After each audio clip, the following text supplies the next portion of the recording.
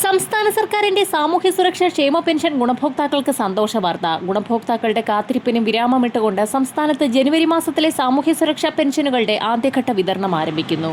വാർദ്ധക്യകാല പെൻഷനുകൾ, വിധവാ പെൻഷനുകൾ, ഭിന്നശേഷി പെൻഷനുകൾ, കർഷക തൊഴിലാളി പെൻഷനുകൾ, ക്ഷേമനിധി പെൻഷനുകൾ, കെട്ടിട നിർമ്മാണ മേഖലകളിൽ പെൻഷൻ കുടിശ്ശികയായിട്ടുള്ള ഗുണഭോക്താക്കൾക്കുള്ള വിതരണം എന്നിവയാണ് സംസ്ഥാന ധനവകുപ്പിന്റെ ഭാഗത്തു നിന്നും ആരംഭിക്കുന്നത്.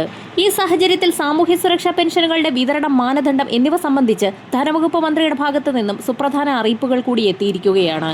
സാമൂഹ്യ സുരക്ഷാ പെൻഷനുകൾ, ക്ഷേമനിധി പെൻഷനുകൾ, ക്ഷേമനിധി ബോർഡുകൾ വഴിയുള്ള കുടിശ്ശികയുള്ള പെൻഷൻ തുകയുടെ വിതരണം എന്നിവ ഉൾപ്പെടെ വിതരണം ചെയ്യുന്നതിലേക്കായി സംസ്ഥാന സർക്കാർ നടപടി ആരംഭിച്ചു. ഈ സാഹചര്യത്തിലാണ് സാമൂഹ്യ സുരക്ഷാ പെൻഷൻ ഗുണഭോക്താക്കൾക്ക് വരുമാന സർട്ടിഫിക്കറ്റ് ഹാജരാക്കുന്നതിനുള്ള സമയപരിധി ധനമന്ത്രി കെ.എൻ. ബാലഗോപാൽ 6 മാസം കൂടി നീട്ടി നൽകിയിരിക്കുന്നത്. ഇത് സംബന്ധിച്ചുള്ള അറിയിപ്പ് ധനമന്ത്രി പുറപ്പെടുവിച്ചു. നിശ്ചിത സമയത്തിനുള്ളിൽ സർട്ടിഫിക്കറ്റ് ഹാജരാക്കാത്തവരുടെ പെൻഷൻ തടയാൻ പാടില്ല എന്ന് ബന്ധപ്പെട്ട വകുപ്പുകൾക്ക് മന്ത്രി കർശന നിർദ്ദേശം നൽകി. പുതുക്കിയ അവസാന തീയതി 2026 ജൂൺ 30. 2019 ഡിസംബർ 31 വരെ പെൻഷൻ ഗുണഭോക്തൃ പട്ടികയിൽ ഉൾപ്പെട്ടിട്ടുള്ളവരിൽ ഇതുവരെ ഒരു തവണ പോലും വരുമാന സർട്ടിഫിക്കറ്റ് ഹാജരാക്കാത്തവർക്കാണ് വരുമാന സർട്ടിഫിക്കറ്റുകൾ സമർപ്പിക്കണമെന്നുള്ള അറിയിപ്പ് നൽകിയിരിക്കുന്നത്. അക്ഷയ കേന്ദ്രങ്ങൾ വഴി ഓൺലൈനായി ജൂൺ 30-നകം സർട്ടിഫിക്കറ്റ് അപ്ലോഡ് ചെയ്യാവുന്നതാണ്. ക്ഷേമ പെൻഷൻ പട്ടികയിലുള്ളവർ വരുമാന സർട്ടിഫിക്കറ്റ് ഹാജരാക്കണമെന്ന് 2025 മെയ് മാസത്തിൽ സർക്കാർ നിർദ്ദേശിച്ചിരുന്നു. ഇതിനായി ആദ്യം അനുവദിച്ചിരുന്ന സമയം 2025 ഡിസംബർ 31 വരെയായിരുന്നു.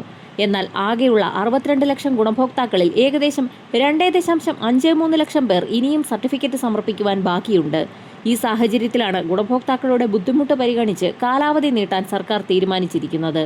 വരുമാന സർട്ടിഫിക്കറ്റ് കൃത്യസമയത്ത് ഹാജരാക്കാത്തവർക്ക് പെൻഷൻ തടസ്സപ്പെടാൻ സാധ്യതയുള്ളതിനാൽ അനുവദിക്കപ്പെട്ട പുതിയ സമയപരിധിക്കുള്ളിൽ തന്നെ നടപടികൾ പൂർത്തിയാക്കാൻ ശ്രദ്ധിക്കണമെന്നും ധനവകുപ്പ് മന്ത്രി വ്യക്തമാക്കി. ജനുവരി മാസത്തിലെ പെൻഷൻ വിതരണം ജനുവരി 29 പൂർത്തിയാക്കുന്ന രീതിയിലാണ് നടപടികൾ ക്രമീകരിച്ചിരിക്കുന്നത്.